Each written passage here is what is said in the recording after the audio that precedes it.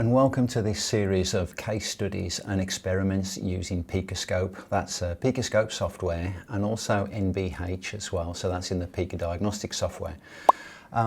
It really follows cases that I feel no other tool would have got us out of trouble, would have helped us diagnose conclusively what the problem was. In some cases, you don't end up with a diagnosis. You know exactly the depth of repair required, and to actually repair is beyond economical repair. Nevertheless, you've got that evidence that stops those awful incidents happening where it's an awkward discussion or it just becomes a scrap vehicle. In most cases, or it can be that is the case. Right, so this one is an experiment. This is a BMW X5 plug-in hybrid electric vehicle, and it's got one of these horrible intermittent faults. This is air conditioning compressor, high voltage insulation fault, intermittent. There's the warning for the driver, and when this fault did appear, it was reduced power. And it's just an unnerving feeling, isn't it, that you don't know whether you are going to reach your destination or not. Am I in limpo mode? Is this temporary? Is it gonna, when the battery then goes flat, will I be able to run on the engine? You can. With this vehicle, you're okay, but for the owner, for the driver, it's not the best scenario. Using diagnostic trouble codes, there were codes for short circuit inside the compressor, but there were times when there was no issue there at all. Which brings us on to why this is an experiment, because I was looking for a way for us to categorically prove that the problem was in the compressor, especially when you've got this intermittent nature. So, as we've done traditionally with low voltage, under controlled environment, we used a high voltage breakout lead, which is things that we're lucky enough here to experiment with, and it was a real revelation to me what was going on.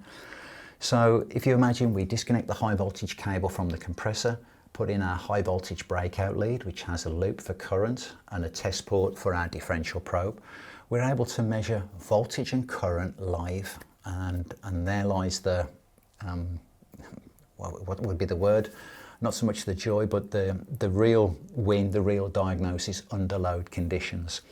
So first of all, just focus on the image scope view 1 on the left hand side. We've got the voltage there in green, and we're up under it's about 380 volts. Remember, controlled environment, gloves on for these kind of measurements. This is live working. But look at the current. I've actually zoomed in on the current in scope view 2 on the right hand side. You can see our current is peaking at 33.32 amp. So that's 389.6 volts, 33 amp. That's a maximum power output at that point of 13.16 kilowatts. It's a lot of power to try and turn a compressor. Also look at the nature of that. It's being pulsed. You see on the scope view 1 on the left how the current is ramping up. It stops, then it tries again and it stops, and that pattern would have continued if I let the scope run. Zooming in, you can see how it's trying to rotate.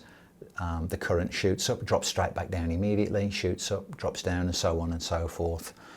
It's clearly not right.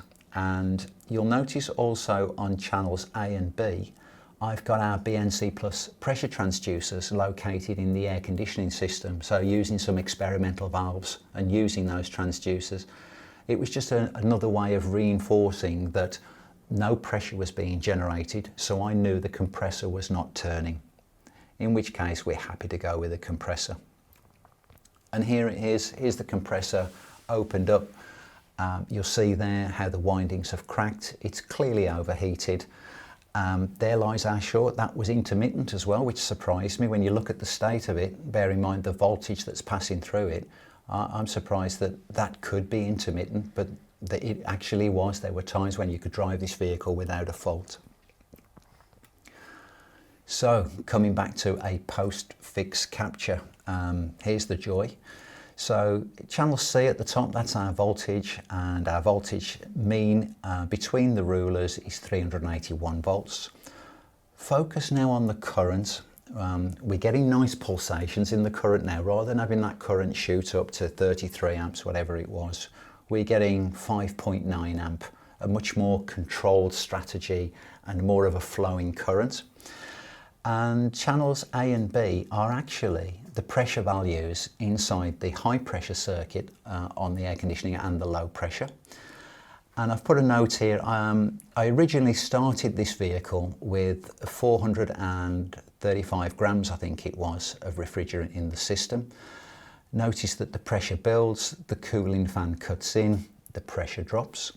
Same again, that cycle continues. And then at this point here, I added the second dose of refrigerant. So, sorry, this is 453 grams. Notice how the pressure's gone right the way up. It's actually peaked at the maximum value for our BNC Plus pressure transducers, which is 14 bar. Nevertheless, once the correct pressure was in there, the correct quantity of gas was in the system, sorry, the pressure's then normalised, and we are about 10 bar on the high pressure side and 1.5 on the low pressure side, with something like a mean value of 5.9 amp and a power outage or power output of 1.71 kilowatts. So we're now where we need to be. And it just highlighted to me how little current is required when high voltage systems are on board, because traditionally where we've had to use a lot of current because we have 12 volt, the opposite is now true of high voltage. So high voltage, low current to get good power output. You've got to ask yourself, why has it taken us so long to get high voltage systems on board virtually every vehicle? Which will be the case whether or not it's ICE or not. There will be a form of high voltage on board. Our BNC Plus pressure transducer, by the way, is okay with refrigerant gas, but unfortunately, like I said, it tops out at 14 bar. So you will find systems that go beyond that, depending on ambient temperature, of course. But I thought that was a nice aid and support that I could clearly see that there was a differential in pressure between high and low. Okay, that's it.